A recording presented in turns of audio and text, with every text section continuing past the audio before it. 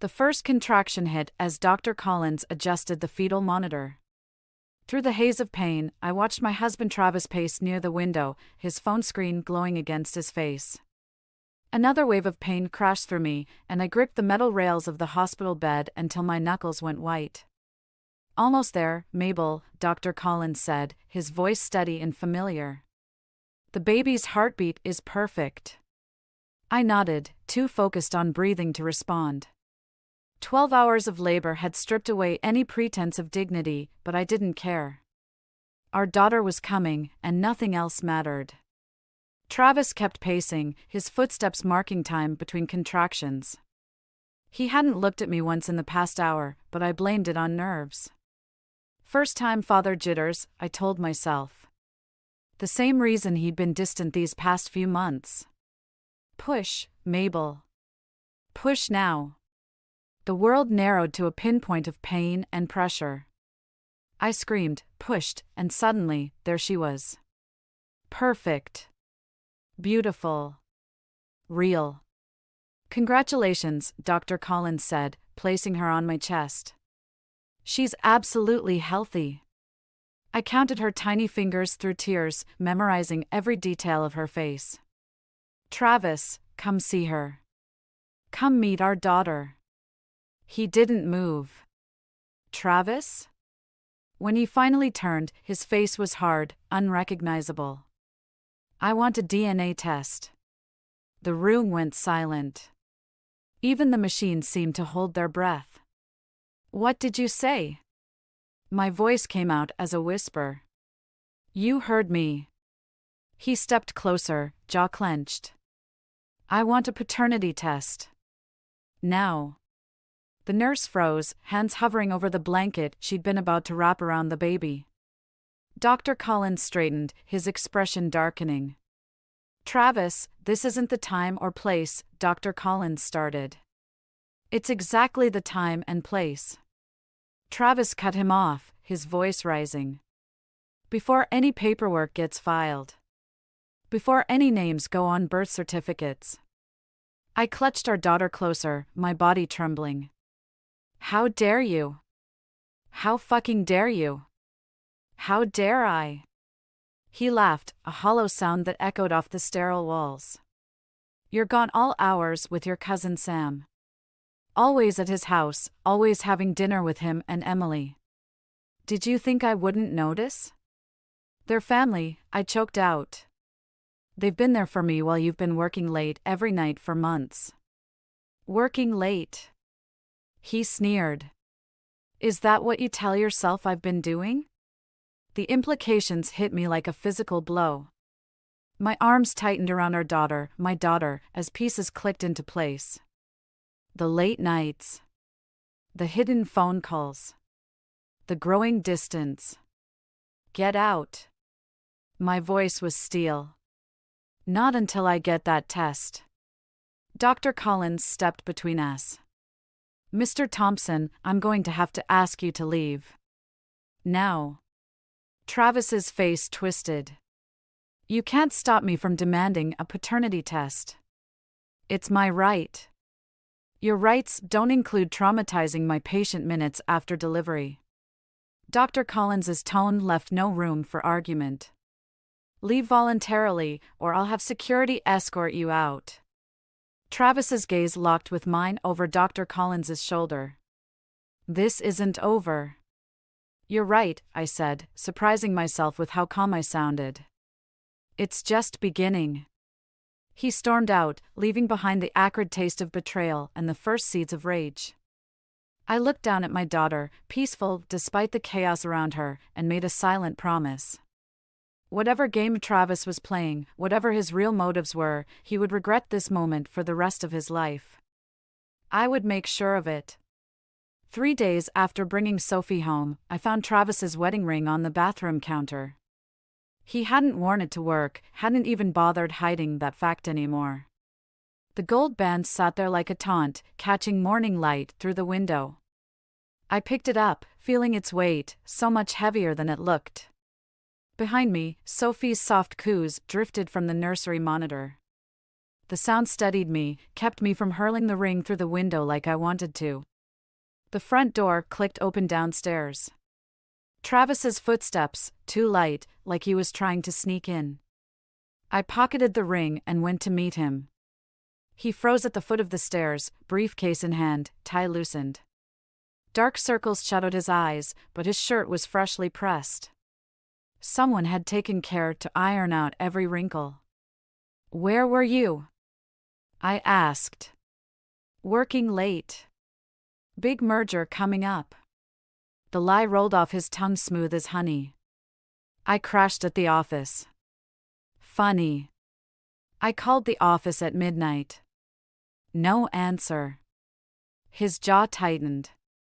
I was in the conference room. Phone was on silent. "The cleaning crew said you left at 6.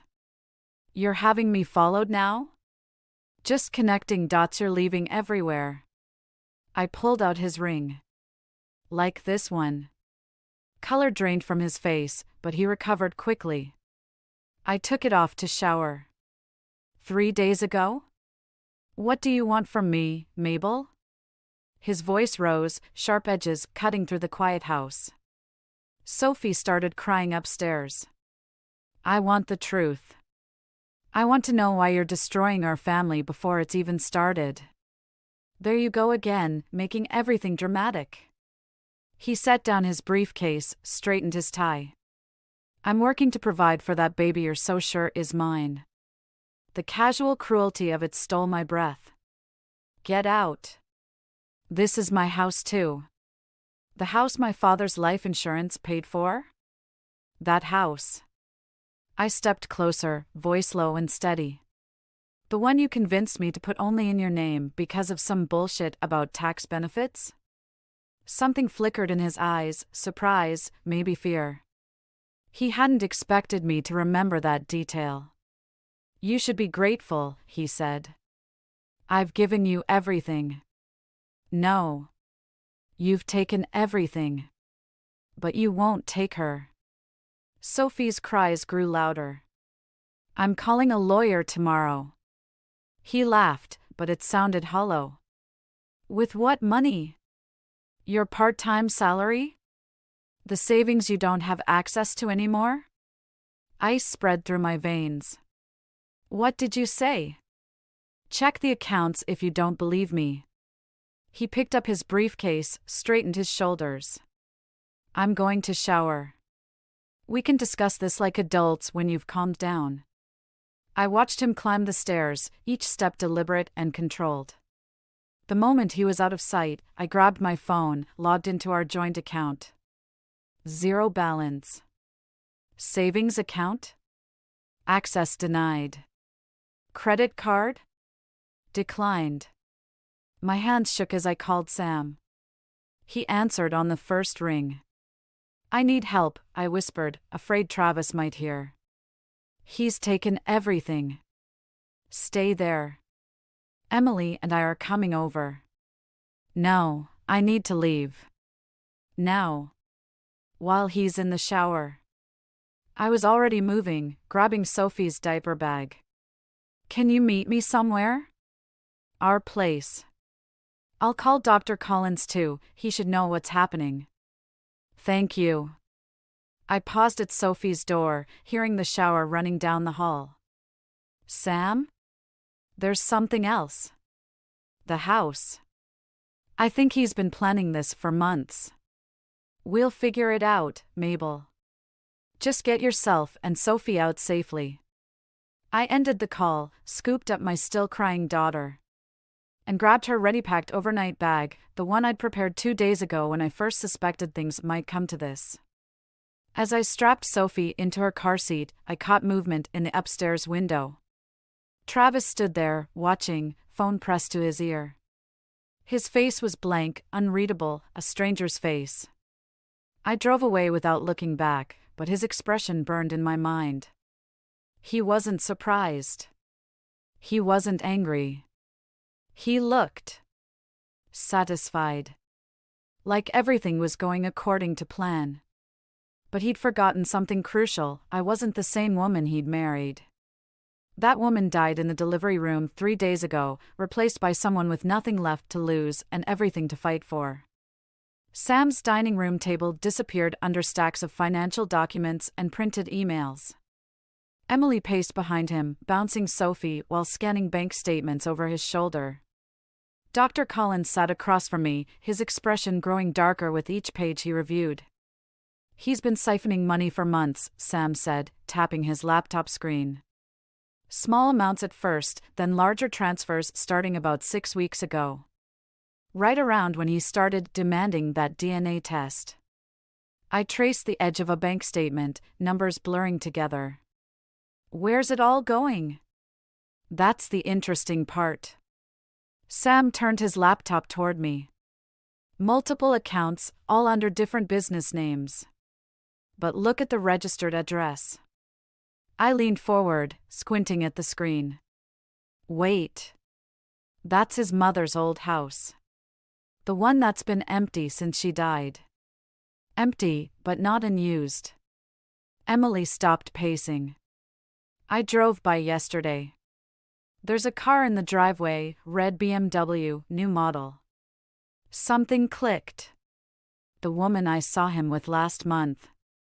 At that coffee shop across town. My throat tightened.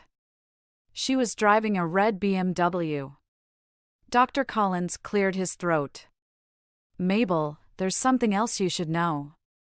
He slid a document across the table. "Travis came to my office yesterday, demanding Sophie's medical records. When I refused, he threatened to sue the hospital." "He can't do that," Emily said. "Can he?" "He's trying to build a case," Sam muttered, fingers flying over his keyboard. "Make it look like Mabel's an unfit mother." Classic misdirection. My phone buzzed, another text from Travis's lawyer. "Third one today." I ignored it. "Got it." Sam's voice sharpened. "Natalie James. 28. Works at Travis's firm as a junior partner. Started there 8 months ago." The room spun slightly. 8 months. Right when everything started changing. "There's more," Sam continued. "She just bought a house. Guess who co-signed the mortgage?" Before I could answer, Sophie started wailing. Emily handed her to me, and I breathed in her baby scent, letting it anchor me. "He's not just having an affair," I said quietly. "He's building a whole new life. While systematically destroying yours," Dr. Collins added. "The timing's too perfect. This was planned." My phone buzzed again. This time, I looked. "They're filing for emergency custody," I whispered. Claiming I'm mentally unstable and fled with Sophie against court orders. My hands started shaking. "There aren't any court orders." "Not yet," Sam said grimly. "But there will be. He's trying to force you back home where he can control the narrative." Dr. Collins stood abruptly. "I need to make some calls." "That DNA test he's demanding? I think I know who's handling it at the lab. We need to make sure it's done properly." "It won't matter," I said. "She's his. He knows she's his. This isn't about Sophie at all." Emily sat beside me, her hand warm on my shoulder. "What do you mean?" "The house. The money. The girlfriend." I looked down at Sophie, now sleeping peacefully. He needed a reason to leave that made him look like the victim. What better way than accusing your pregnant wife of cheating? Sam's typing stopped. "The insurance money. Your father's house. He can't touch either if he's the one who leaves you." "But if I'm unfaithful? If I'm unstable?" The pieces fell into place like a perverse puzzle. "He gets everything." "Not everything," Dr. Collins said from the doorway. "He doesn't get the truth." He pulled out his phone. "And I think it's time we shared that with Miss James." "No." I stood, decision crystallizing. Not yet. First, we need to know exactly what we're dealing with. Sam, can you trace those accounts? Find out what he's really doing with the money? Already on it. Emily, that BMW, think you could get its license plate? Maybe follow it? She smiled. I knew those stalking skills from my single days would come in handy. Dr. Collins? I turned to him. I need one more favor. He nodded. Name it. Help me protect Sophie. Whatever happens next, she needs to be safe. You have my word. He paused. Your father would be proud, Mabel. He always said you were stronger than anyone knew. I looked around the room at these people who'd become my fortress, then down at my daughter, the one pure thing in this mess of lies. Travis wants to play games? I said softly. Fine. Let's play. The courthouse loomed gray and imposing in the morning light. I adjusted Sophie's carrier, her warm weight against my chest the only thing keeping me steady. Emily squeezed my hand as we climbed the steps, Sam and Dr. Collins flanking us like guards. Remember, Sam whispered, let the lawyer do the talking. The emergency custody hearing. Travis's latest move in a game I was only beginning to understand. We pushed through heavy doors into fluorescent-lit halls that smelled of dust and desperation. Travis stood outside courtroom 3, designer suit pristine, talking quietly with a woman I didn't recognize. When he saw us, his expression shifted, something predatory flickering behind the professional mask. Mabel. He stepped forward, voice dripping concern. You're looking tired. Maybe this could have been avoided if you'd just come home. Before I could respond, Dr. Collins moved between us. Save it for the judge, Mr. Thompson. The woman beside Travis cleared her throat. Dr. Collins. I wasn't expecting to see you here. Miss James, I presume? Dr. Collins's voice carried just enough volume to echo. Interesting choice of venue for your first meeting with Travis's wife. The woman, Natalie, paled. Her eyes darted between Travis and Sophie, realization dawning in slow, horrible waves. Wife? She took a step back. You said you were separated. That the baby? Natalie, not now. Travis grabbed her elbow, but she yanked away. You said she cheated. That the baby wasn't yours. That's why she stopped, hand flying to her mouth. The corridor fell silent. Even Sophie, usually fussy in crowds, seemed to hold her breath. That's why you what?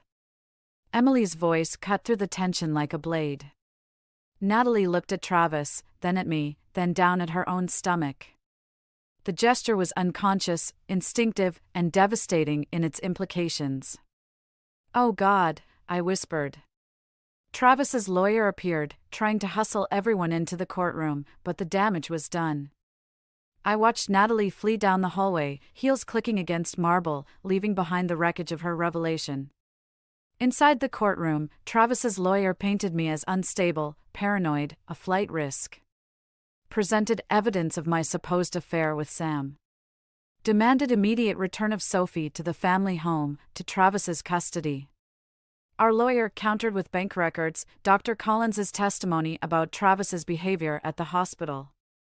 Evidence of his systematic financial abuse. But it was Natalie's unplanned appearance, an unspoken confession, that changed everything. The judge denied Travis's emergency petition. Granted me temporary full custody.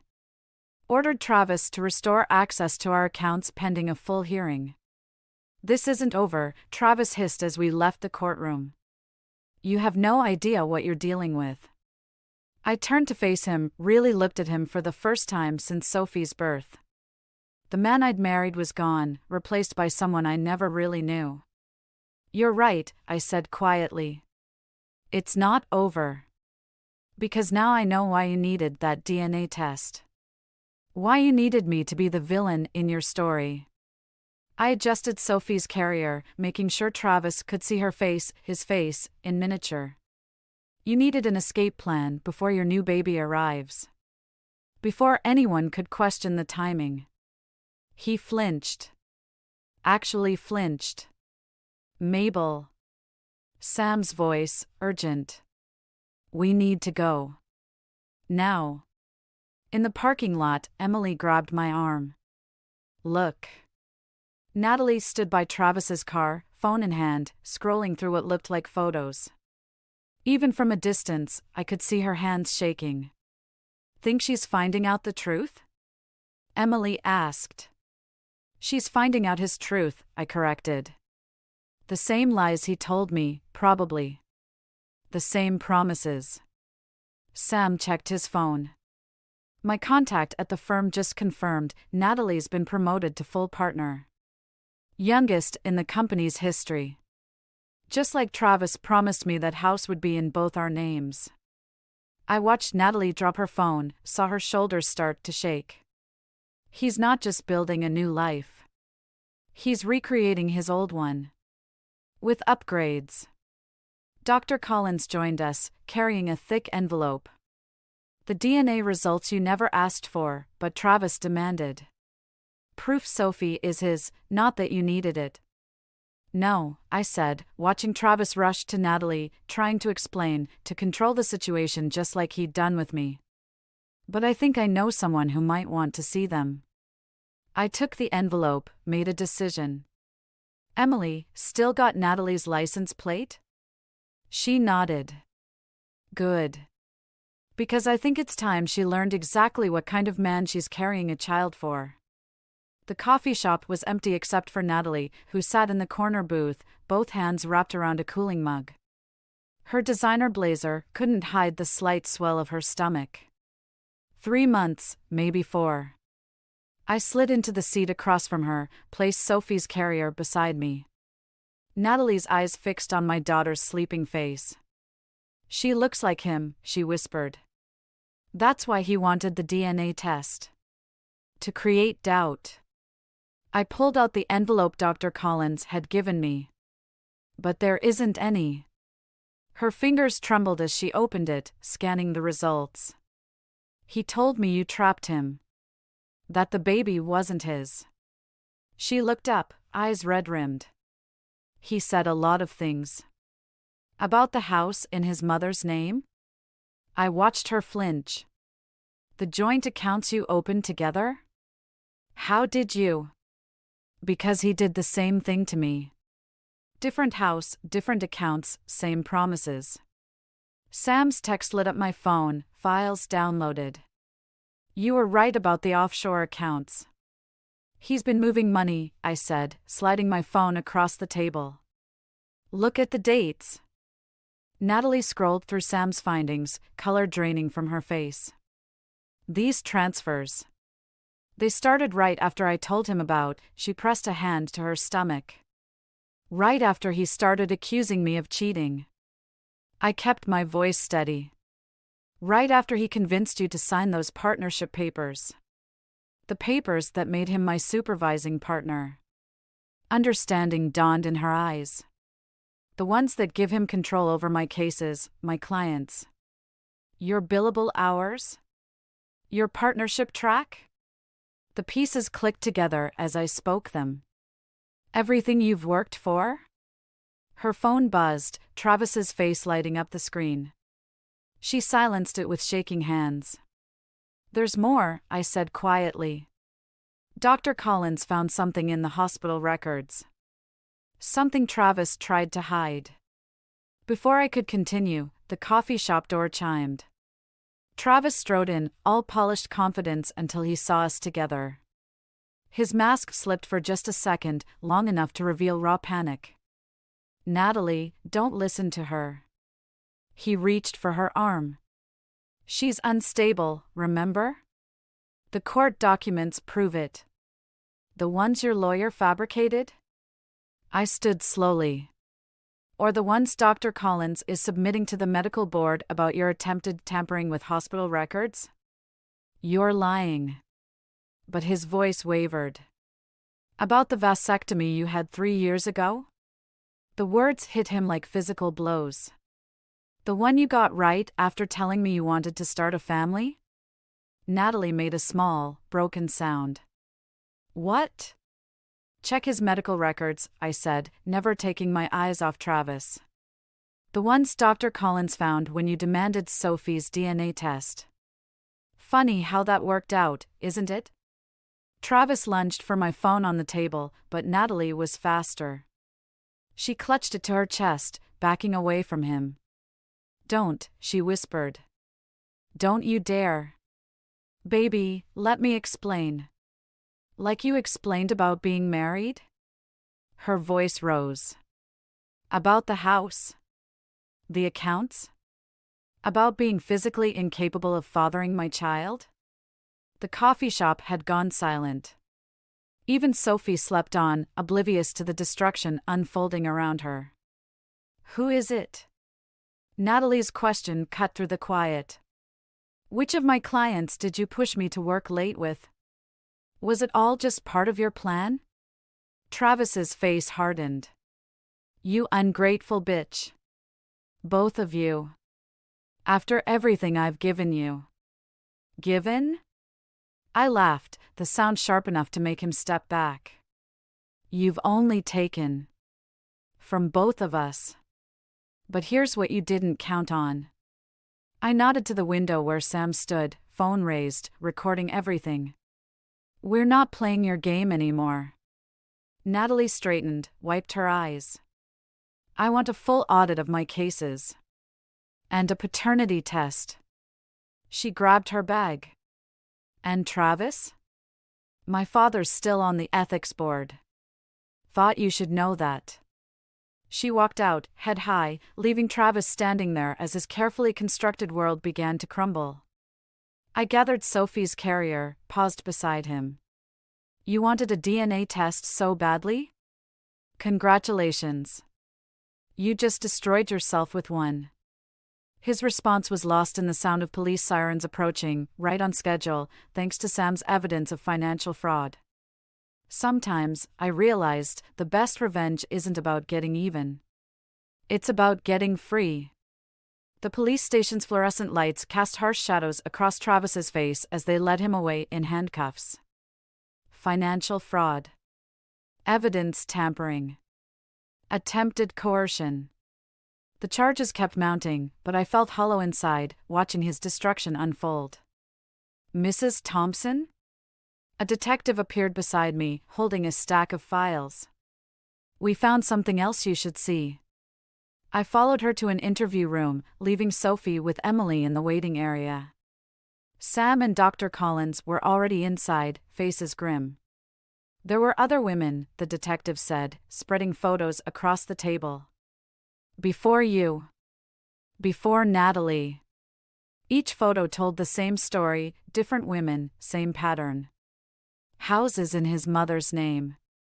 Joint accounts drained dry. Lives systematically dismantled. He's done this before? My voice sounded distant, strange. 3 times. Sam picked up one photo. All professional women. All pregnant when he left. The children? None were his. Dr. Collins's voice was gentle. The vasectomy was 9 years ago, not 3. Everything was a lie, Mabel. From the very beginning. The room tilted sideways. I gripped the table edge, bile rising in my throat. But Sophie is yours, Dr. Collins said quickly. The DNA test proved that. But Travis isn't her father. Memory hit like a physical blow, that Christmas party last year. The drink that tasted strange. The morning I couldn't quite remember. Oh God. The pieces clicked together with sickening clarity. He planned it. All of it. We found these in his private email. The detective slid over printed messages. He tracked your fertility cycle. Arranged everything. Why? The question burned like acid. Your father's insurance policy. Sam's hands clenched into fists. The one that only pays out to biological grandchildren. The room spun faster. Travis hadn't just betrayed me, he'd violated me in the most fundamental way possible. Used my body, my child, my entire life as pawns in his scheme. Mrs. Thompson? The detective's voice seemed to come from far away. There's more. Your house. It's been sold. What? This morning. Before we arrested him. The money's already been transferred offshore. I thought of Sophie's nursery. The garden I'd planted. My father's old desk in the study. All gone. He can't. The deed was only in his name, Sam said softly. You have 72 hours to vacate. A laugh bubbled up, harsh, hysterical. So that's it? He wins? Takes everything and walks away? Not everything, Dr. Collins said. Not Sophie. A child he arranged to create? My voice cracked. Using methods that we can't prove without destroying her life? What kind of mother am I, bringing her into this nightmare? Emily appeared in the doorway, Sophie fussing in her arms. The kind who'll protect her. The kind who'll make sure she never knows how she was conceived, only how fiercely she's loved. I reached for my daughter, but my legs gave out. Sam caught me before I hit the floor. We have enough to put him away for the fraud, the detective said.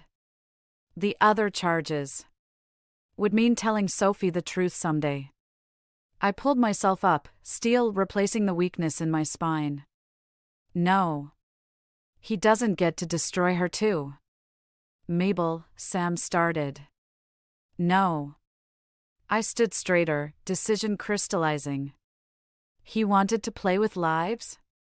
Create children for profit? Fine. Let's see how he likes it when the game changes. What are you thinking? Emily asked.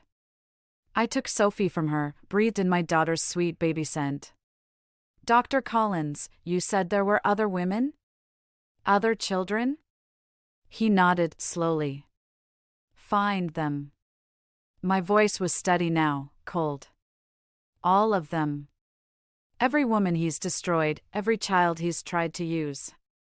Let's show Travis what happens when his victims stop being victims. And become what? Sam asked quietly. I thought of Travis in handcuffs, still smirking like he had a secret escape plan. Still thinking he was the smartest person in the room. Survivors, I said. We become survivors. And then we become his worst nightmare. Sophie grabbed my finger, squeezed tight. In that grip, I felt strength returning. Travis thought he'd broken me, but he'd only shown me what I was capable of. Sometimes rock bottom isn't an ending. Sometimes it's just the foundation you build your revenge upon. The prison visiting room smelled of industrial cleaner and desperation. Travis sat across from me, orange jumpsuit stark against his pale skin, that familiar smirk still playing at his lips. Come to gloat? He leaned back, trying to project confidence despite the handcuffs. No. I placed a manila envelope on the table between us. Come to make a deal. His eyes narrowed. I'm already facing 15 years. What could you possibly offer? Names. I slid 3 photographs across the table. Rachel Stevens. Maria Delgado. Sarah Chin. The smirk vanished. Your previous victims, I continued. All successful women. All with children they raised alone. All with stories remarkably similar to mine. Prove it. But his voice wavered. They're in the next room. Along with Natalie. I tapped the envelope. And documentation of every account you've hidden offshore. Every property you've transferred. Every lie you've told. He lunged forward, but the chains caught him. You're bluffing. Rachel's daughter just turned 9. Maria's son is 7. Sarah's twins are 5. I met his gaze steadily. Want to guess what they all have in common? Understanding dawned in his eyes. You can't prove anything. DNA doesn't lie, Travis. Not when it shows all 4 children share the same father. I pushed another document forward. Your medical records. The vasectomy reversal you had before each marriage. The fertility tracking. The drugs found in my system from last Christmas. His mask cracked. What do you want? Everything. The house. The accounts. The trust fund you set up for your future children. I leaned closer. Sign it all over, or every prosecutor in every state where you committed fraud gets these files. You'd do that? He sneered. Let everyone know how your precious daughter was conceived. Sophie will know she was born from love. My love. The rest? I shrugged. Just proves what a monster you are. They'll never believe you. Already have. Sam's voice came from behind me as he entered with Dr. Collins. The DA's very interested in pattern recognition, especially when it involves premeditated assault. And medical board ethics violations, Dr. Collins added, placing more files on the table. Falsified records. Coerced procedures. It's quite a list. Travis's eyes darted between us, calculating. I'll still have my practice when I get out. My reputation is already gone. Natalie stepped into the room, followed by 3 women I recognized from the photos. We're done being silent. All of us, Rachel said. Every single one, Maria added. Sarah placed her hands on my shoulders. Together. Travis slumped, defeat finally reaching his eyes. You've destroyed everything I built. No. I stood, gathering the files. You did that yourself. We're just making sure you can't build it again. The papers are ready, Sam said. Sign them, and we keep the worst of it quiet. Refuse. He gestured to the women around the room. We all go public. Travis's hand shook as he signed, his signature a broken version of its usual flourish. Congratulations, he spat. You got your revenge. This isn't revenge. I gathered Sophie's carrier from where Emily waited by the door. This is justice. For every woman you hurt. Every child you tried to use. And this? He nodded at Sophie, one last attempt to wound. How will you explain her existence? With pride. I lifted my daughter, let her presence strengthen me. Because she'll grow up knowing she saved not just me, but all of us. Your attempt to create the perfect victim created something else instead. What's that? A family. I turned to the women who'd become my sisters in survival. One you'll never understand or destroy. We left him there, broken and alone, his carefully constructed world of lies finally shattered.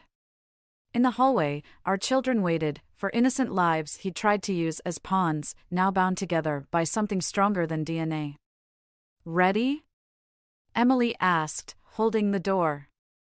I looked at my newfound family, saw our shared strength reflected in each face. Yes. We all are. Sometimes the best revenge isn't about destroying your enemy. It's about building something beautiful from the ruins they left behind. The key clicked in my father's old desk, now sitting in the corner of my new home office. Inside, the manila envelope waited, final divorce papers, court documents, newspaper clippings about Travis's sentencing. A life dismantled, documented in cold legal terms. Sophie's laughter drifted through the open window, mixed with the voices of Rachel's daughter and Maria's son playing in the backyard. Sarah's twins had already gone home, but their artwork still decorated my refrigerator. Ready? Dr. Collins stood in the doorway, holding a leather-bound journal I'd never seen before. Almost. I closed the desk drawer without taking out the envelope. Some things were better left locked away. He sat across from me, placed the journal between us. Your father gave me this the day before he died. Asked me to hold on to it until you needed it most. My hands trembled as I opened it. Dad's familiar handwriting filled the pages, observations, suspicions, notes about Travis dating back to our engagement. He knew?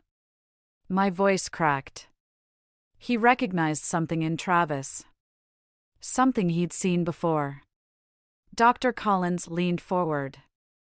In your mother's first husband. The world tilted sideways. What? Your father wasn't just my patient, Mabel. He was my best friend. We spent years tracking men like Travis, trying to protect other families. He tapped the journal. Your father knew he was dying. Knew he couldn't protect you himself. So he left breadcrumbs, the insurance policy, the medical records I had access to, even the connection to Natalie's father on the ethics board. All this time, I traced Dad's signature on the last page. He was still watching over me. A crash from outside interrupted us. I rushed to the window, but it was just Sophie knocking over the soccer goal. Emily helped her set it right while Sam recorded everything on his phone, probably for the documentary he was making about Travis's victims, no. Survivors. Your father would be proud, Dr. Collins said softly. Not just of how you survived, but of what you built afterward. He was right.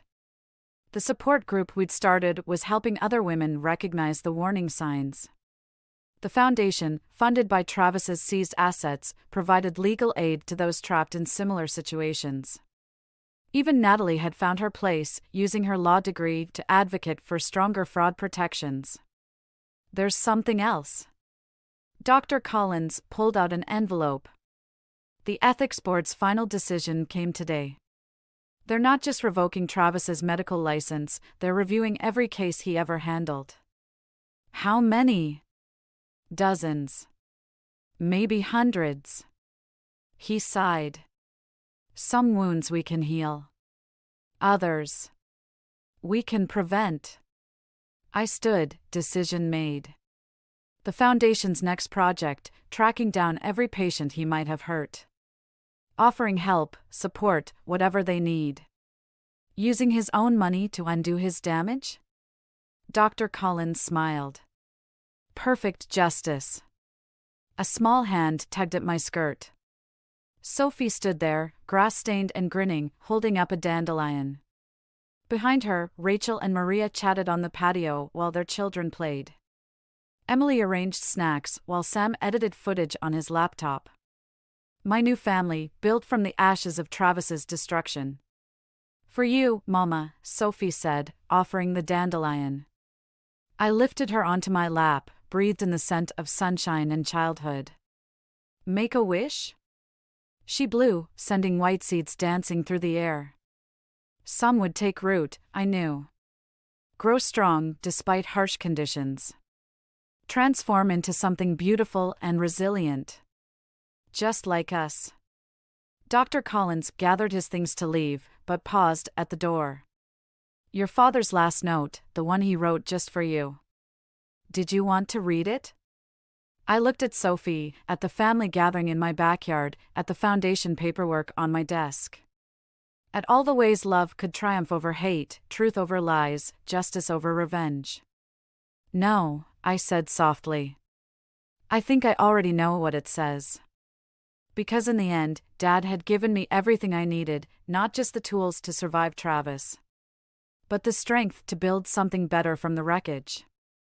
Something that would help others find their way out of darkness. Sometimes the best revenge isn't about destroying your enemy's world. It's about creating a better one in its place. I still remember the crisp air of early autumn when my father, Mr. Robert Davis, passed away. It was a sudden heart attack during his routine game of golf, and the shock of it left our family reeling. I'm Clara Davis, 45 years old, a marketing manager by profession, married with 2 children. My life, which had always seemed so orderly, now felt like it was spiraling out of control. Dad had been a successful real estate developer in Austin, Texas. His success afforded him a lavish lifestyle and, naturally, a significant estate. The day after the funeral, our home was filled with people offering their condolences. My mother, Margaret, was especially overwhelmed. She had been Dad's rock, his partner in everything. It was up to me to step in and help her navigate through this difficult time. My half-sister, Lisa, had never been someone I got along with well. Lisa, in her late 40s, had always been a source of trouble for our family. Her reckless behavior and constant need for financial assistance had strained our parents' patience over the years. Despite being older than me, Lisa had never settled into a stable career or life. Her latest venture, marrying Ryan Parker, a younger man known for his laziness and opportunistic nature, seemed to be just another chapter in her cycle of poor decisions.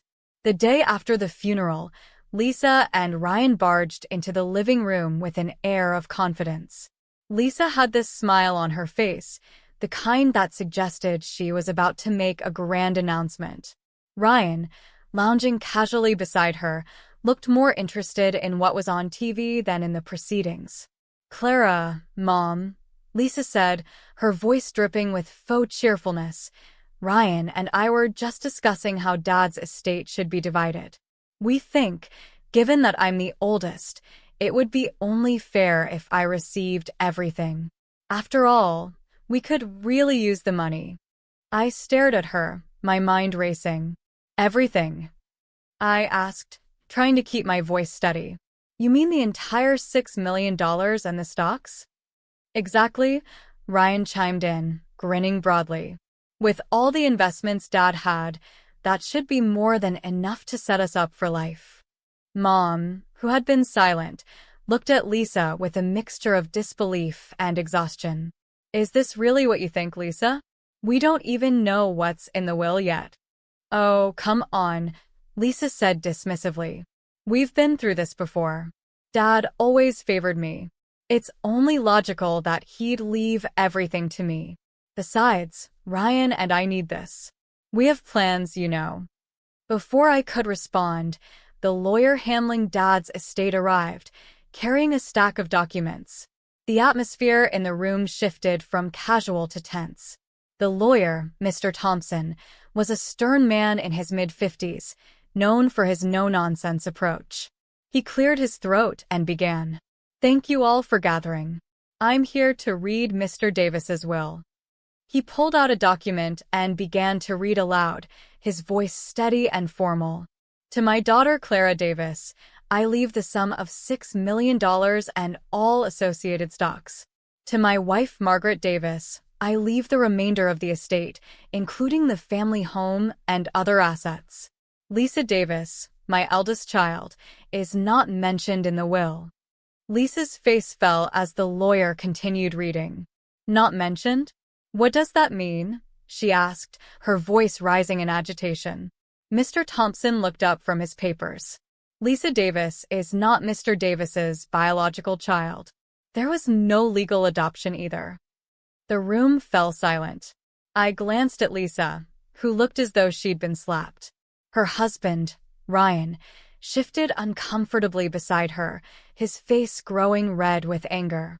Lisa's mouth moved, but no words came out. She was stunned, unable to process the shocking revelation. "What do you mean, not his biological child?" Lisa demanded, her voice trembling. "Dad always said I was his daughter. This can't be right." Mr. Thompson maintained his composure. Mr. Davis had intended to adopt Lisa.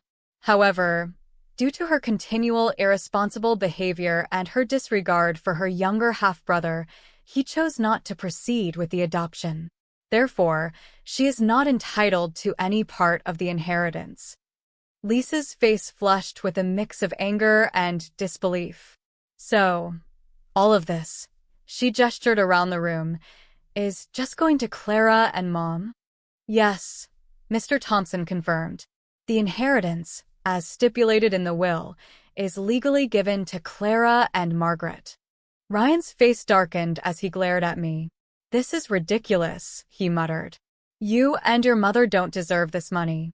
Lisa and I have been struggling, and now we're left with nothing.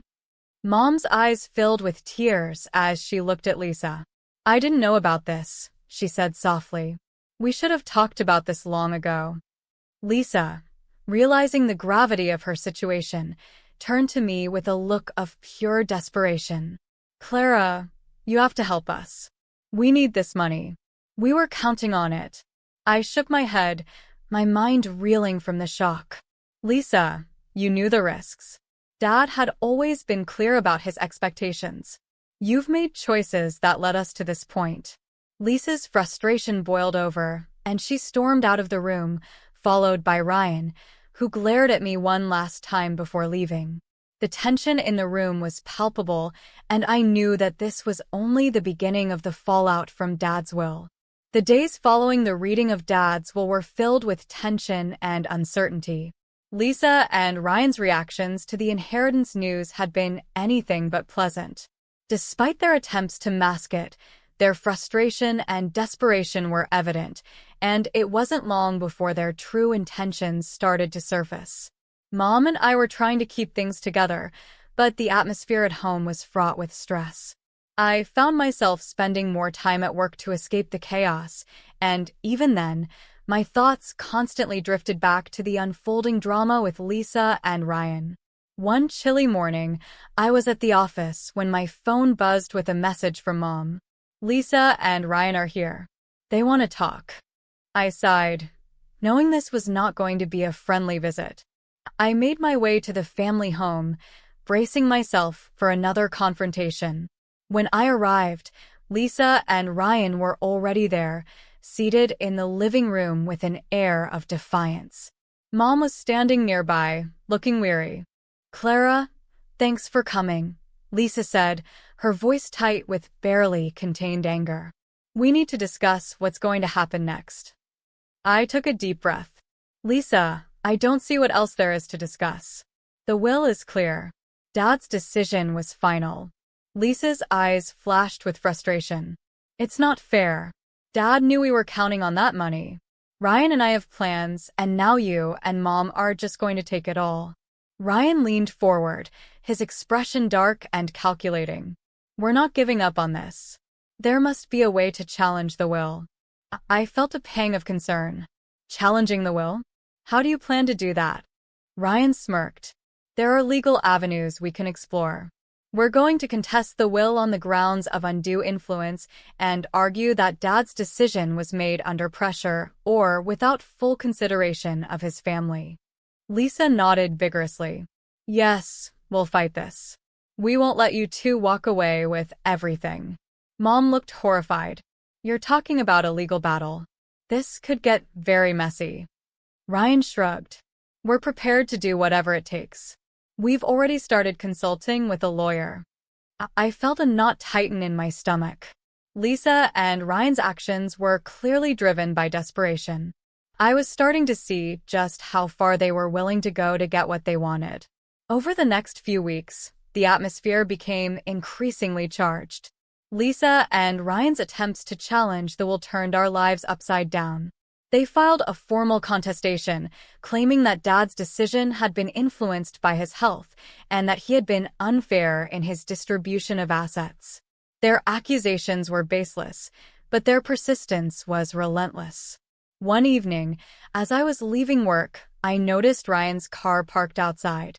I felt a shiver run down my spine. The man had already shown his aggressive side, and I had no idea what he might do next. I decided to confront him. Ryan, I said, approaching him with a steely gaze, what exactly do you think you're going to achieve by all this? He looked up from his phone, his expression unreadable. We're doing what we have to do. We're not going to let you and Mom take everything. Lisa needs this money. We both do. I shook my head, trying to stay calm. You know, Ryan, there's a difference between fighting for what's fair and outright greed. This is beyond what's reasonable. Ryan's eyes hardened. You don't understand. This isn't just about money for us. It's about our future. If we lose this, we lose everything. Before I could respond, Lisa arrived, her face set in a determined expression. Clara, we're not giving up. If you're not going to help us, then we'll find another way. I knew that their actions were driven by more than just financial need. They had made a lifestyle out of dependence and manipulation, and now their plans were unraveling. I felt a pang of sympathy, but it was overshadowed by the realization of just how destructive their greed had become. The situation escalated when Lisa and Ryan's lawyer, a man named Mr. Caldwell, started making public accusations about Dad's will.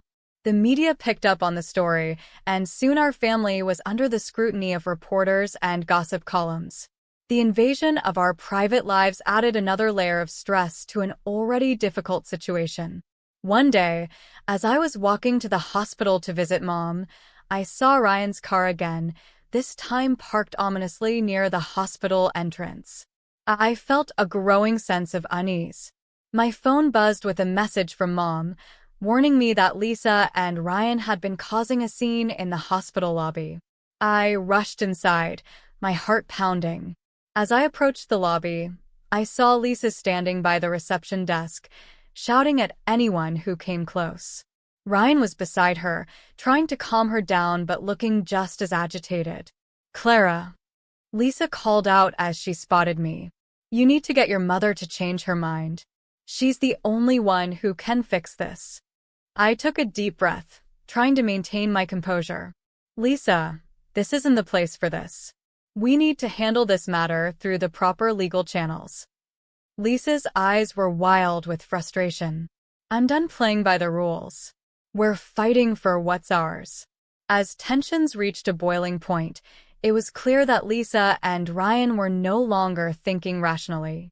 Their desperation was driving them to extreme measures, and I couldn't help but worry about how far they would go to get what they believed they deserved. The weeks dragged on, filled with endless legal battles and mounting stress. Lisa and Ryan's relentless pursuit of the inheritance was causing chaos, not just for Mom and me, but for everyone who crossed their path. Their aggressive tactics were taking a toll on our family, and their desperation was starting to become more alarming. One Friday evening, after a particularly grueling week, I decided to stop by the house to check on Mom. I arrived to find her sitting in the living room, looking tired and frazzled. The constant strain was evident on her face. Mom, how are you holding up? I asked, taking a seat beside her. She sighed heavily. It's been overwhelming, Clara.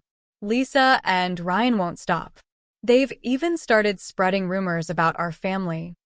I shook my head, frustration bubbling up. I know. They're making this whole situation worse. They've been spreading lies, trying to turn people against us. Mom's eyes were filled with worry. What if they do something drastic? I'm afraid of what they might do next. Her fear wasn't unfounded. Lisa and Ryan were becoming increasingly unpredictable, their actions driven by a mix of greed and desperation. The situation escalated further when Ryan took a more direct approach. One afternoon, as I was driving home from work, I saw Ryan's car parked suspiciously near our driveway. A chill ran down my spine. I parked my car and approached the house cautiously, only to find Ryan waiting at the door. Clara, he said, his tone dangerously calm, I need to talk to you. I tried to keep my voice steady. What is it, Ryan? He glanced around, making sure no one was watching. I've had enough of this nonsense. You and your mother are ruining our lives. Before I could respond, Ryan's eyes narrowed. You know, I'm willing to do whatever it takes to get what we deserve. If that means taking matters into our own hands, then so be it. I felt a surge of alarm.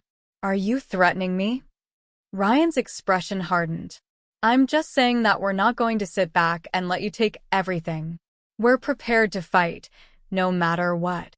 I took a step back, my heart racing. Ryan, you need to stop. This is getting out of hand. Ryan didn't say anything further, but his silence was more menacing than words. I quickly retreated inside, locking the door behind me. My mind was racing with the implications of his threats. Later that week, while I was at the hospital visiting Mom, the tension reached a breaking point. Lisa had been waiting for me in the hospital lobby, her face a mask of anger and frustration. "Clara, we need to talk," she snapped as soon as she saw me. I tried to stay calm. "Lisa, not here. This isn't the place." Lisa ignored me and continued, her voice rising. "I've had enough of your attitude. You think you can just push us aside and take everything. You don't understand what this means to us." Before I could respond, Lisa's eyes flashed with fury. "If you won't help us, then we'll find another way. We're not giving up." I attempted to defuse the situation. "Lisa, there's no need for this. We should be focusing on resolving this matter legally." But Lisa wasn't listening. Her frustration boiled over, and she made a lunge toward me. The hospital staff intervened quickly, pulling Lisa away before she could reach me. The scene was chaotic, and the commotion drew attention from other patients and staff. Seeing Lisa's outburst and realizing the danger Ryan posed, I knew we were in a precarious situation. Lisa and Ryan were no longer just fighting for money. Their actions were becoming increasingly reckless and violent. Their sense of entitlement had driven them to extreme measures, and I was left wondering just how far they would go. As the situation spiraled, I found myself grappling with a mix of fear and resolve. I knew that the only way to handle this was to stay calm, focus on the legal process, and protect Mom from further harm. But with Lisa and Ryan growing more desperate by the day, I couldn't shake the feeling that things were about to get even more dangerous. The tension reached its peak in the weeks following the altercation at the hospital. Lisa and Ryan's desperation had reached a new level, and their actions were becoming increasingly erratic. It was clear they were willing to go to any lengths to secure their share of the inheritance. One particularly frightening evening, I received a call from the police. They informed me that Ryan had been caught trying to run me over with his car. The incident happened as I was leaving the grocery store. Fortunately, I had managed to evade him, but the situation was more than unsettling. The police were clear. Ryan faced serious charges for his attempted assault. The news spread quickly, and Ryan's criminal behavior further isolated Lisa and him from the community. They were no longer just seen as greedy and entitled, but also dangerous. I felt a mix of relief and sorrow. Relief that the threat was being addressed, but sorrow for how our family had been torn apart by greed and deceit. Mom was distraught. She had hoped that the situation would improve, but now she had to cope with the reality of having her family name tainted by Ryan's actions. Lisa, meanwhile, was struggling to come to terms with the situation. Her attempts to challenge the will had failed, and the legal battles were not in her favor. As her sense of entitlement clashed with reality, she became more isolated. Friends and acquaintances, once sympathetic to her plight, began to distance themselves. One evening, Lisa showed up at our front door, looking disheveled and desperate. She pleaded with me, her voice trembling. "Clara, I need your help. I can't deal with this anymore. Everything's falling apart." I looked at her with a mix of pity and resolve. "Lisa, it's too late for that. The inheritance was never yours to begin with. You've made choices that have led to this point. I can't help you now." Tears streamed down her face. I thought that if I fought hard enough, I'd get what I deserved.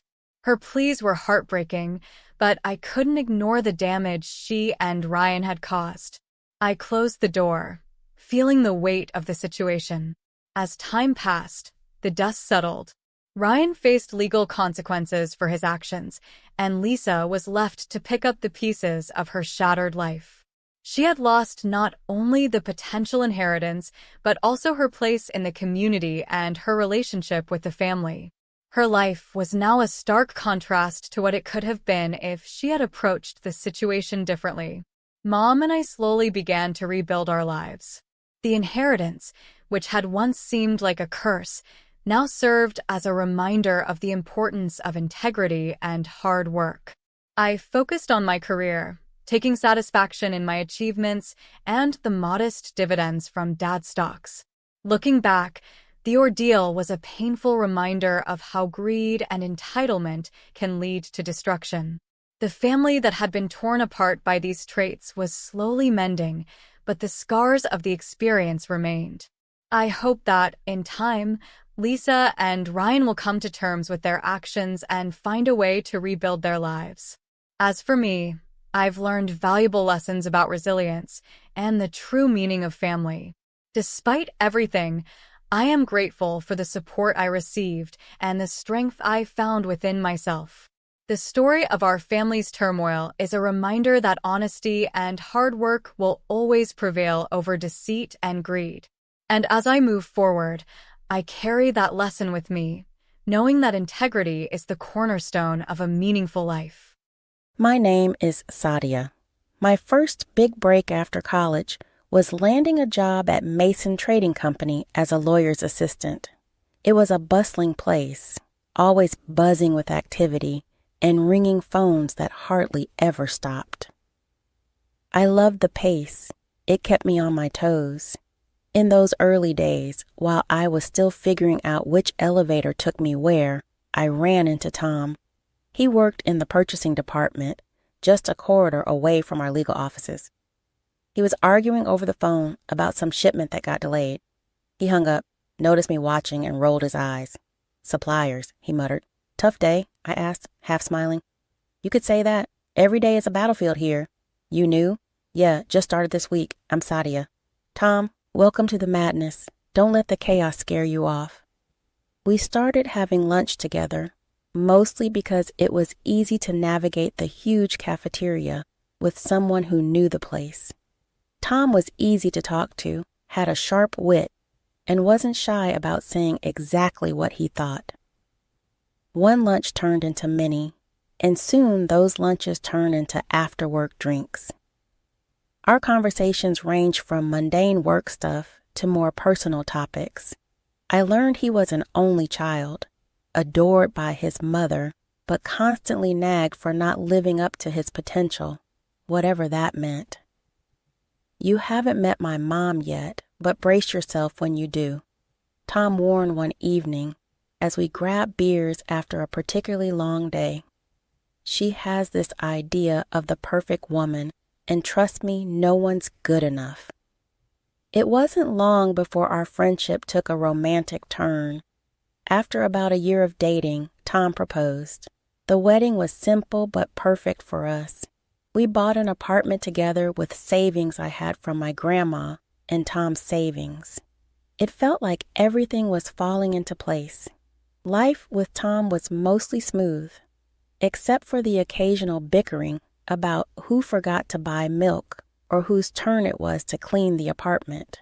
But nothing too heavy, just the usual stuff couples go through.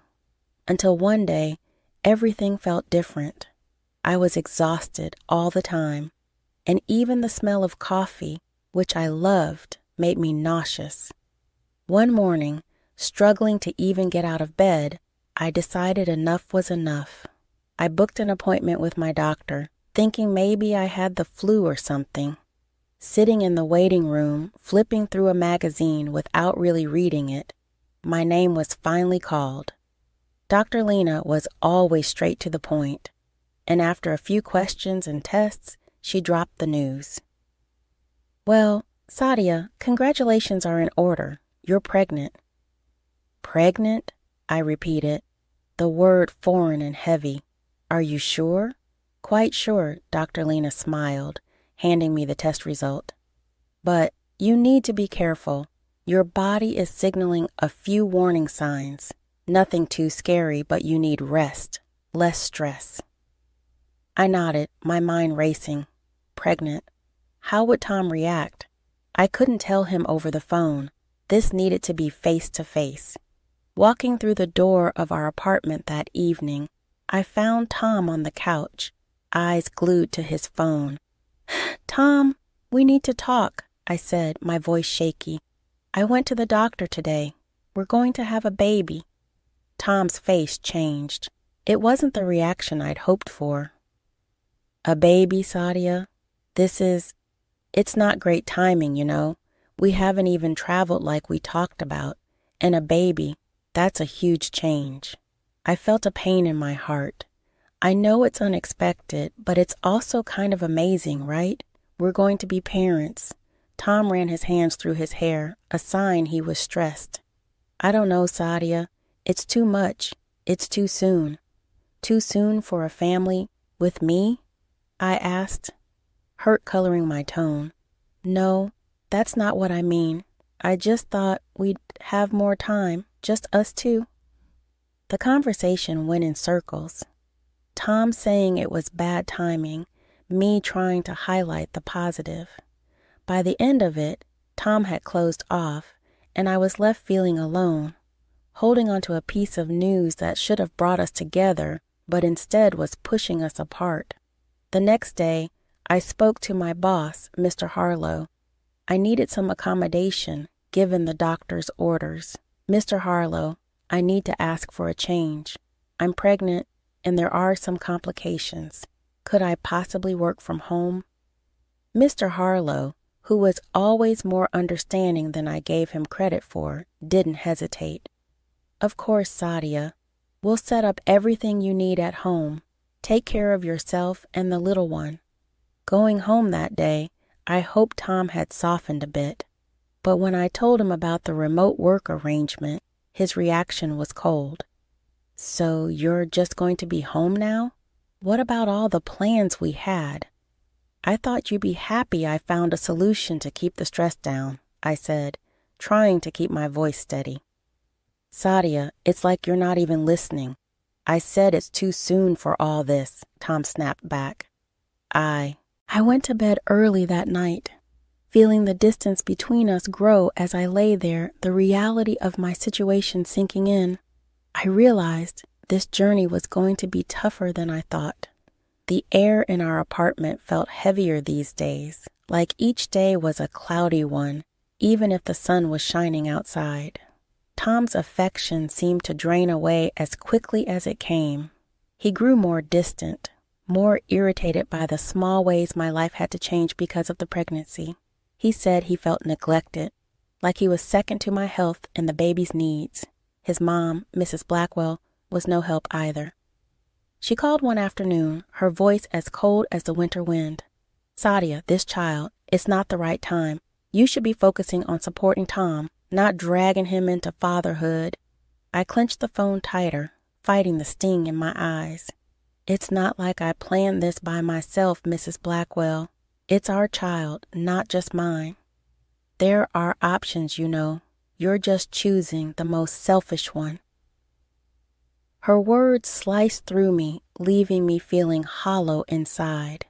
As if that wasn't enough, Tom's behavior started changing even more. His cologne was masked by another scent. A woman's perfume, unfamiliar and sweet, clinging to his clothes. The first time I smelled it, I convinced myself it was a mix-up at the dry cleaner. But then it happened again and again. He also started staying out late, mumbling about needing to catch up on work, and his weekends were booked up with sudden business trips. It was too much to chalk up to coincidence. I held my tongue, not wanting to believe the worst, but the seed of doubt was planted. I couldn't ignore it anymore. That Saturday, when Tom mentioned another business trip, I reached out to Mike, an old classmate who now worked as a detective. We met at a small cafe, the kind where you could talk without every table overhearing your conversation. Mike slid a folder across the table to me. I got what you asked for, Sadia. You sure you want to see this? I nodded, not trusting my voice, and opened the folder. The photos were clear, unmistakable. There was Tom, and with him, a woman I recognized from his office, a new hire that he'd mentioned in passing. "Sadia, I'm sorry," Mike said, his voice low. "There's video, too. It's consistent." My heart sank to the soles of my feet. "Thanks, Mike. I needed to know." I went home numb, carrying the folder like it was made of lead. As I turned the key in the lock, the door swung open. Mrs. Blackwell stood there, her face twisted in disapproval. "I came to see how you are. Tom said he's worried about you, all alone here." Her eyes darted around suspiciously. "I know about Tom. He's not on a business trip. He's with someone else, Mrs. Blackwell." She scoffed, her defense quick and sharp. "You're driving him away, always sick, complaining, needing things. What man wants that?" "That's no excuse for cheating," I shot back, anger rising. "And do you think having his baby will fix things? No one in the family wants this child, Sadia. Only you." Her words were like a physical blow. "Get out," I said, my voice trembling now. She threw her hands up and stormed out, slamming the door behind her. The silence after was deafening. I sat on the couch, feeling numb and hollow. 30 minutes felt like an eternity, as each second passed with heavy pain, ticks echoing the throbbing in my heart. My mind was racing, but a dreadful resolve settled over me. I had to face Tom and see the truth with my own eyes. Mike had given me all the details I needed. "They're at the Grandview Hotel, room 718, he'd said, his voice filled with reluctant professionalism. My hands were shaking slightly as I parked the car and walked into the hotel lobby, my stomach in knots. I took the elevator, my heart pounding in my ears with each floor it passed. When the doors opened, I stepped out into a brightly lit hallway that felt too cheery for what I was about to do. Room 718 was just down the hall, and as I approached, I could hear laughter and the clinking of glasses. My hand trembled as I knocked on the door. "Room service must be here with the champagne." I heard a woman's voice, chirpy and carefree. After a few seconds that felt like hours, the door swung open.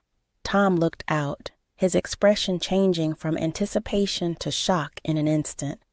"Sadia, what? How did you find—" "I know everything," I said, my voice stronger than I felt. Without waiting for an invitation, I pushed past Tom into the room. The sight that greeted me was like a slap. There she was, his mistress, half-dressed, scrambling to cover up as if modesty meant anything now. Tom recovered from his initial shock, and his face hardened. "Why are you here, Sadia? To spy on me? To beg?" "Beg?" I echoed, incredulous, feeling a bitter laugh rise in my throat. "I came for the truth, not that you'd know anything about that." He scoffed, stepping closer. "You want the truth? Here it is. I'm not happy with you anymore. You're always so wrapped up in yourself and this baby." His mistress, now somewhat dressed, smirked and added, "Maybe if you paid more attention to him, he wouldn't be with me." Her words stung, but it was his agreement, the nod he gave her, that twisted the knife deeper. "Yeah, you should be thanking us. We're just waiting for your baby to be born. Then I can finally move on properly." The room spun around me, and a sharp pain stabbed through my abdomen. I doubled over, gasping. The shock and pain mingled into a nauseating swirl. "Tom, I think something's wrong," I managed to say, my voice a whisper of desperation. "Please call an ambulance." He and his mistress exchanged a quick, dismissive glance, and then he turned back to me. "You're probably just overreacting, like always." They dressed quickly, stepping over me as if I were just another obstacle in their path. The last thing I saw before darkness claimed me was the closing door. the click of it shutting, echoing ominously in the cold, empty room. I woke up to the gentle yet urgent voice of a maid trying to rouse me. "Ma'am, ma'am, can you hear me?" Her face swam into view as I blinked away the darkness clouding my vision. The pain was still there, a dull ache that seemed to echo through my entire body. "Where am I?" My voice sounded hoarse, foreign even to my own ears. "You're still in the hotel room, dear. I found you on the floor. I'm calling an ambulance."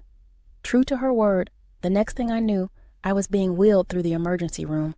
The hospital lights were harsh, blinding as nurses and doctors swarmed around. Their voices created a cacophony of concern that I could barely comprehend. They asked questions, too many questions, but all I could think about was the betrayal and the pain. Tom never showed up at the hospital, neither did his mother. Calls went unanswered, their silence more painful than any physical wound. By the time the doctor came with the news that I had lost the baby, the grief was so heavy, so overwhelming, it was all I could do not to scream. The loss was not just a personal tragedy. It felt like an injustice, one that Tom, his mistress, and his mother had a hand in. They had abandoned me, left me alone at my most vulnerable.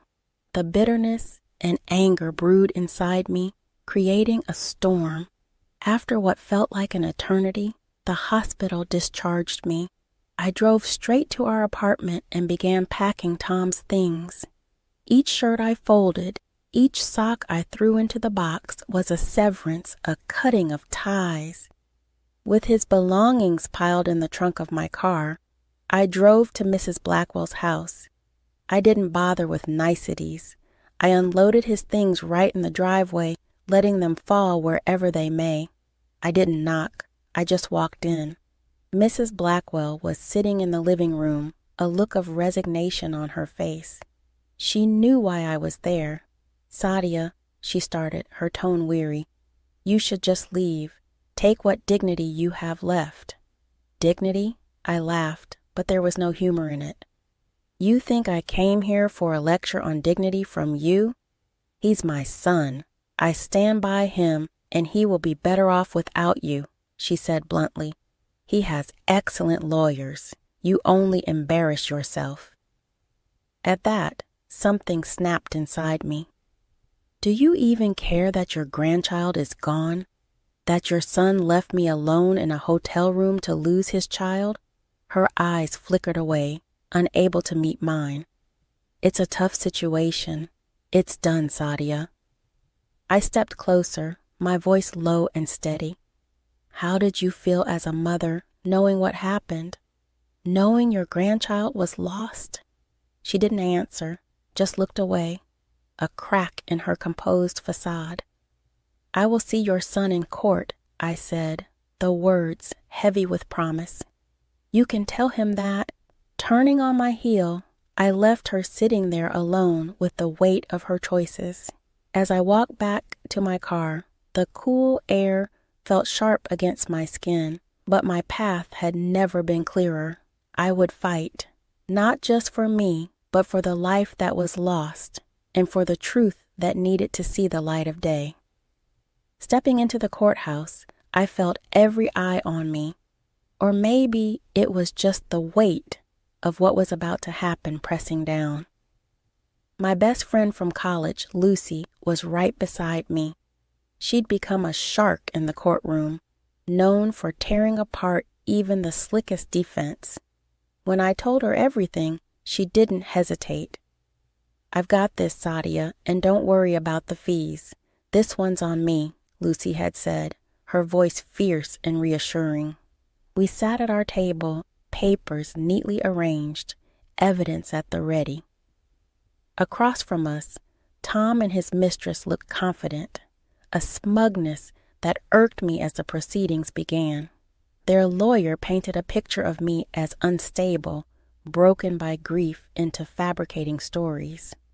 "The plaintiff has suffered immense emotional distress, yes," he argued, "which has led to these wild accusations. There is no substantial evidence of any affair or wrongdoing on my client's part." When it was our turn, Lucy stood, her presence commanding the room. "Your Honor, not only do we have substantial evidence," she began, "but we also have a testimony that will corroborate everything my client has claimed." She presented the photos first, clear and undeniable proof of the affair. They were passed around for the judge and eventually to the opposing counsel, who looked visibly shaken as they viewed them. Next, Lucy played the video from the hotel. The room fell silent as the scene played out. I entered the hotel, then Tom and his mistress laughing and hugging, leaving the hotel without a hint of concern. "But that's not all," Lucy continued. She called the maid who found me to the stand. Her testimony was simple but powerful. "I found her on the floor, unconscious. They were gone. She could have died. Tom's face had gone white, and his mistress couldn't sit still, her leg bouncing nervously. When they were given a chance to respond, Tom stood up, his voice shaky. This isn't how it looks. We were just scared and confused." "Scared? So you leave your pregnant wife unconscious on the floor?" Lucy shot back, her tone icy. The judge took everything into consideration: the weight of the evidence, the testimonies. After what felt like a lifetime, he spoke. "I find in favor of the plaintiff, Sadia Blackwell. The evidence of infidelity and negligence is overwhelming. I am granting a 50-50 division of all marital assets, as well as financial compensation for the emotional distress caused by the actions of the defendants." As we walked out of the courtroom, Lucy elbowed me gently, a victorious glint in her eye. "How's that for justice?" I managed a small smile, feeling a mix of relief and sorrow. "Thanks, Lucy. I couldn't have done this without you." Life had been limping back to normal after the courtroom drama. I bought a small apartment, and every new piece of furniture, every picture hung, was a step away from my past torment. The only shadow that loomed over my fresh start was seeing Tom and his mistress together at work, a constant reminder of the betrayal. One afternoon, as I was sorting through some legal briefs, my phone buzzed with a number I hadn't seen in a while. It was Tom's mother, Mrs. Blackwell. "Sadia, could we meet? I need to talk to you." Her voice trembled over the phone. I hesitated, memories of our last encounter flashing through my mind. "Why should I meet with you?" "It's about Tom and your company. Please." I wouldn't ask if it wasn't important. Curiosity piqued, and a bit of old loyalty to the company that had stood by me, I agreed. We met at a small cafe, away from prying eyes. She looked worn, her eyes rimmed with red as if she had been crying. "Tom, he's not the boy we raised anymore," she started, not meeting my eyes. "He and that woman, they're planning to cheat the company, sell off assets, and they want to force me out of my home." Her words hung heavy between us. I was still processing when she grabbed my hand, her grip surprisingly strong. "Please, you're the only one I can trust to stop this." The plea in her eyes was real, but so was my reluctance. "Mrs. Blackwell, your family drama is not my business anymore." "It's not just family, Sadia. It's your company, too. They're planning something big. It could ruin everything." Her urgency struck a chord. I was, after all, part of that company. It had given me a chance when I was just a college grad, and many of my colleagues were like family. "All right, I'll look into it," I conceded, more for the company than for her. Back at work, I started digging. I quietly pulled records and contracts, tracing the trail of transactions Tom and his mistress were involved in. It didn't take long to spot irregularities. The numbers didn't add up. Goods were being purchased at inflated prices, far above market value. Armed with evidence, I made my way to the director's office, laying the documents on his desk. I watched his eyes narrow as he scanned the evidence. "This is serious. Mr. Harlow stated flatly, looking up at me. "I'll handle this from here. Thank you, Sadia. You may have just saved this company from a significant loss." Leaving his office, I felt a mix of relief and anticipation. Walking past Tom and his mistress, I caught snippets of their mocking laughter. I couldn't help but smile to myself. Justice had a way of finding its path, no matter how twisted the road might be. After exposing Tom and his mistress, a full-scale investigation rippled through the company. As it unfolded, I was often called to testify, detailing every discrepancy and irregular transaction I had uncovered. The courtroom once again became a familiar setting, but this time I stood confidently, bolstered by the truth and the mountains of evidence that supported our claims. The legal battles were intense and draining. Tom and his mistress faced the consequences head-on. The company, having suffered significant potential losses, pursued justice relentlessly, culminating in a multi-million-dollar lawsuit against the duo. The verdict was as expected, guilty. The court's decision barred them from holding any senior positions in the future, a fitting end to their corporate malfeasance. Amidst the chaos, my own career took a surprising but welcome turn. Company recognized my efforts and promoted me to a senior lawyer, an acknowledgement that came with a significant award. One quiet afternoon, as I was organizing files in my new office, a spacious room with a view of the city skyline, my phone rang. The screen displayed a number I hadn't seen in a long while. "Sadia, it's me." Mrs. Blackwell's voice came through, tinged with humility, a stark contrast to our last encounters. I wanted to thank you for saving my home from being sold out from under me." Her gratitude was genuine, and despite everything, I felt a twinge of sympathy for her. "You're welcome. I did what I felt was right." There was a pause, a breath of silence before she added, "I was wrong about you, Sadia. So very wrong. I used to think you didn't deserve my son, but I've come to realize it was he who didn't deserve you." Her words, unexpected and raw, took me by surprise. "Thank you for saying that. It means more than you might know. Could we meet?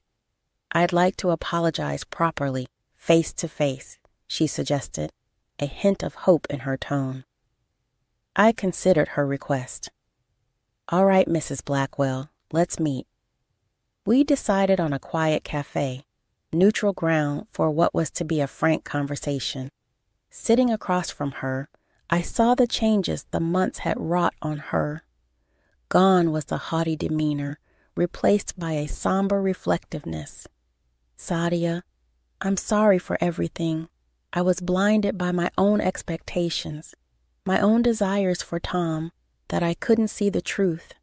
You were always the stronger person, and I admire that deeply now," she confessed, her eyes not meeting mine.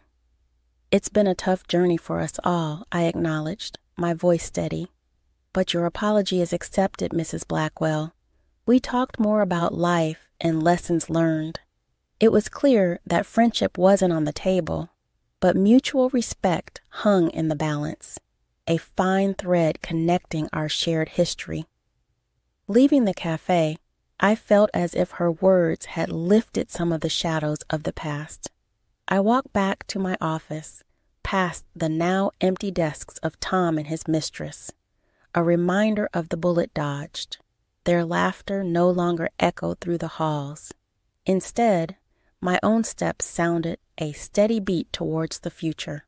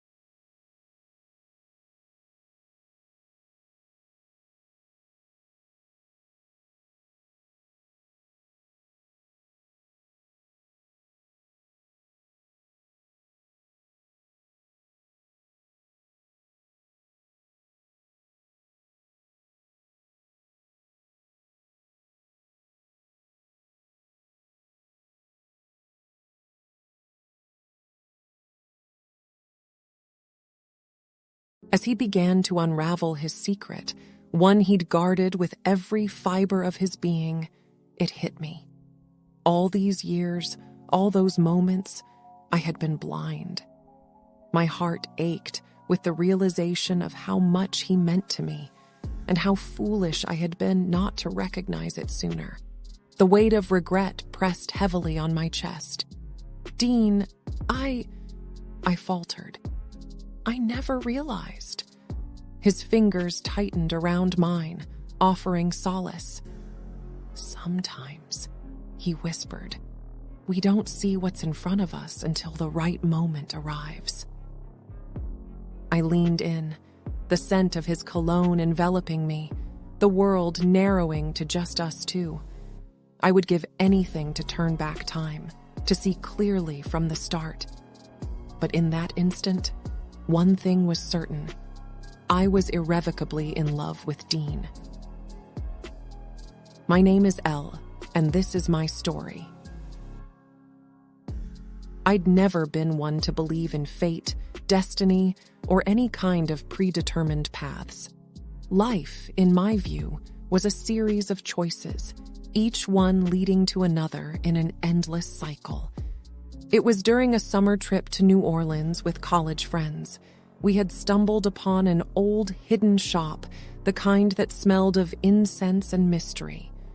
It was run by an elderly woman named Madame Laveau, who claimed to be a descendant of the famous voodoo queen of the same name. "You," she pointed at me, her long, bony finger adorned with several rings. "You have a question in your heart." Intrigued, and partially to entertain my friends, I sat down opposite her. She spread out a deck of tarot cards and began flipping them one by one. The room was filled with an eerie silence, save for the soft whispers of the cards as they revealed their secrets. "You will find happiness," Madame Laveau began, her voice a raspy whisper, "but only with a man with eyes as deep as the ocean." I looked at her in confusion. "What does that mean?" "Blue eyes," she stated simply, her gaze piercing into mine. "Your destiny is intertwined with a man with blue eyes." At the time, I had laughed it off, taking it as a fun story to share back home. Little did I know how much weight those words would carry in my life. Months turned into years, and I found myself gravitating towards men with blue eyes. It wasn't a conscious choice, not really, but somewhere in the back of my mind, Madame Laveau's prediction lingered. There was Rob, with his ice blue eyes, then Alex, with eyes the color of a clear summer sky. But each relationship, while filled with moments of joy, also had its share of heartbreak and pain. In the midst of this azure-eyed whirlwind, I met Dean. Dean, with his deep, soulful brown eyes. There was an intensity about him, a raw passion that drew me in. We became fast friends, and over time, it became evident that his feelings for me ran deeper. I'd be lying if I said I wasn't attracted to him. There were moments, fleeting and rare, when I'd get lost in his gaze, feeling a warmth and connection I hadn't felt with anyone else. But every time things started to get serious, the fortune teller's words would echo in my mind. Could I truly be happy with a man without blue eyes? One evening, as we sat on my apartment's balcony, overlooking the city lights, Dean took my hand.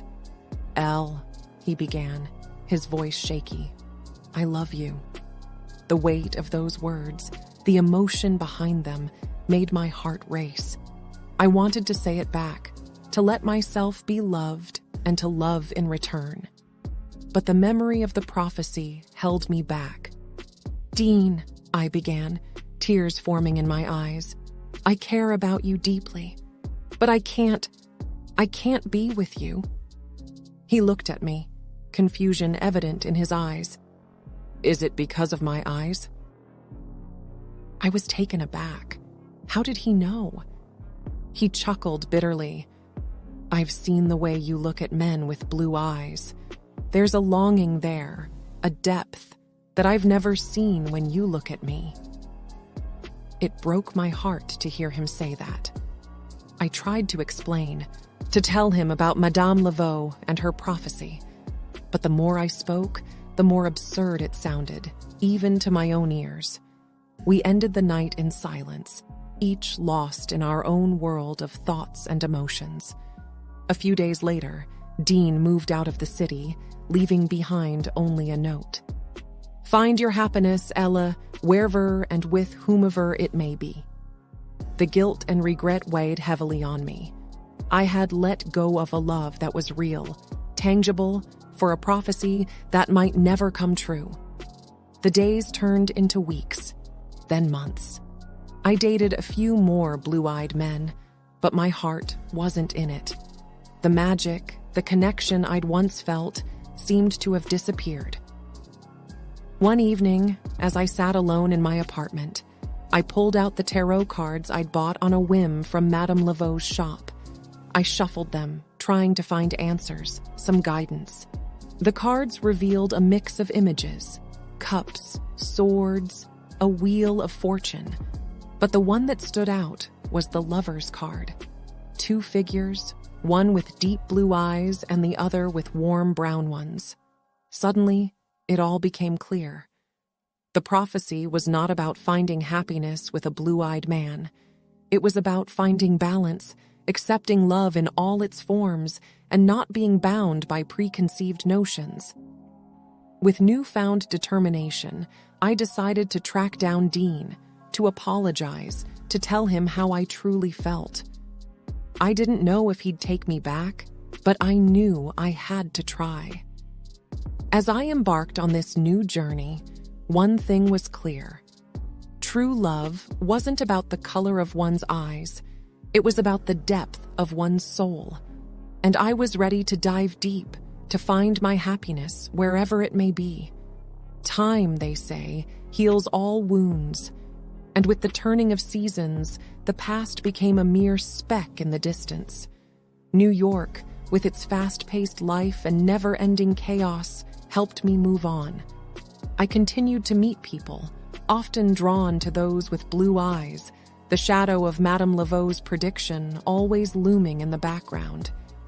It had been a few years since my last encounter with Dean. In my daily life, he was almost forgotten, yet deep down, a part of me still yearned for those stolen moments, those whispered conversations, and those long walks along the river. My dating life was a series of short-lived romances, none of which ever reached the depth and connection I once shared with Dean. But life went on. With each passing day, I became more engrossed in my work, my friends, and my life in the city. It was on one such busy day as I rushed through Central Park that I saw him again. Dean, standing by the famous Bow Bridge, deep in conversation with a friend. The urge to walk past, unnoticed, was strong, but something stopped me in my tracks. His eyes, they were blue, the same deep, vivid blue that had once captivated me. Confused, I approached him, my heart racing. "Dean?" He looked up, startled, and then broke into a smile. "Elle, it's been so long." There was warmth in his voice, but something was different. The connection, the spark that had once existed, seemed to have faded. I couldn't help but ask, "Your eyes, weren't they—" Dean laughed, a hint of embarrassment in his voice. "I wore colored lenses. I always hated the color of my eyes, thought they made me look plain. But recently, I've started to embrace my natural self." The revelation was shocking. The man I had loved, the man whose eyes had once haunted my dreams, had been hiding his true self all along. Suddenly, memories flooded back. Our first meeting, the intensity of his gaze, the moments when our souls seemed to connect. And then, the realization that perhaps I'd never really known him at all. Before I could process my thoughts, a voice interrupted us. "Babe, "Who's this?" A young woman with striking green eyes approached, her arm slipping around Dean's. The intimacy between them was evident, and it didn't take long for me to piece together the puzzle. "This is Ella, an old friend," Dean introduced, his voice neutral. "Nice to meet you," she replied with a courteous nod, her eyes never leaving mine. The unspoken challenge was clear. The awkwardness was palpable. Here I was, face to face with the man I had once loved, a man who was now in love with someone else. After a few minutes of strained conversation, I made my excuses and left, the weight of the encounter pressing down on me. As I walked away, the truth hit me hard. All these years, I'd been chasing a fantasy, holding on to a prophecy that had no basis in reality. I had let a fortune teller dictate my choices, my relationships, and my life. Madame Laveau's words echoed in my ears, but for the first time, I questioned their validity. Maybe the prophecy was never about the color of one's eyes. Maybe it was about seeing beyond the superficial, about finding someone who truly understood and connected with my soul. With newfound clarity, I decided to let go of the past, to move forward, and to trust my heart. After all, it was the only compass I needed.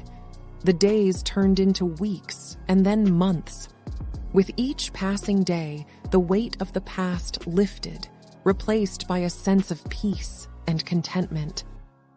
I began to see the world with fresh eyes, to appreciate the beauty in the mundane, and to cherish the connections that were genuine and deep. Life was no longer about chasing a prophecy or finding the perfect blue-eyed man. It was about living in the moment, about embracing the present, and about finding happiness within. And as I stood on the balcony of my apartment, overlooking the city lights, a smile played on my lips. The journey had been long and arduous, but it had led me to where I was meant to be. The city, with its hustle and bustle, its highs and lows, was a reflection of life itself. And as I looked out into the vast expanse, one thing was clear. True happiness didn't lie in predictions or prophecies. It lay in trusting oneself, in following one's heart, and in finding joy in the little moments that made life worth living. And with that thought, I stepped into the future, my heart light and my soul free, ready to embrace whatever life had in store. That's great. Congratulations. To my surprise, Catherine started crying, still wearing that big smile. Ryan, thank you. Getting into my first choice company is all thanks to you. I really appreciate it. Seeing her like this made me happy. To me, Catherine always seemed a bit quirky, but I found her irresistibly charming. Ever since Ava left, there had been a gaping hole in my life, but Catherine slowly started filling it. Soon, I realized I spent more time helping Catherine study than dwelling on memories of Ava. No, Catherine, I'm the one who should be thanking you. Do you want to go out for dinner next Sunday to celebrate? She cheerfully replied, Sounds great. And just like that, it was April. Good morning. A person from HR greeted everyone as the morning meeting began. Today, we'll introduce the new employees who will join us this year. All right, all of you, please come forward. The personnel at the back were beckoned to step up in front. What? Upon seeing the 3 new recruits, I almost dropped the documents I was holding. Among the new hires, there were 2 men and 1 woman. The sole female employee was Catherine. As Catherine caught my gaze, she discreetly flashed a peace sign with her right hand. Indeed, Catherine had joined the ed department I was a part of. Good morning. You surprised me. I thought you'd start at the company where you got your job offer. I was planning to ask you how you were doing once you settled in. I was worried, I told her. She giggled. Haha, be prepared to work hard. Okay. Please go easy on me. Catherine stuck her tongue out playfully and smiled. Every time I saw that smile, it warmed my heart. Asked if I had romantic feelings for Catherine, who was 7 years younger, I'd honestly be unsure. But one thing's certain, she's a special presence in my life. On the morning of the new fiscal year, seeing Catherine's face was a surprise, but it gave me a new goal: to nurture this adorable girl into a full-fledged programmer. I felt that my life, which had been just a daily routine of doing the work in front of me, was now filled with a sense of purpose. When I got home that night, I looked at a picture of my wife and talked to her. Ever since you left, I've been like an empty shell. You must have been worried about me, but after coming to this countryside town and meeting Catherine, teaching her about computers almost daily, I've been distracted from my sorrow. I wonder if you're jealous watching over me and Catherine. I'll do my best to be a reliable senior, so please watch over me. I will walk firmly forward so that you can rest assured. With that, I silently made a promise to Ava in the photograph. Ava seemed to smile gently at me as if saying, "That's right, I'm cheering for you." That's the feeling I got.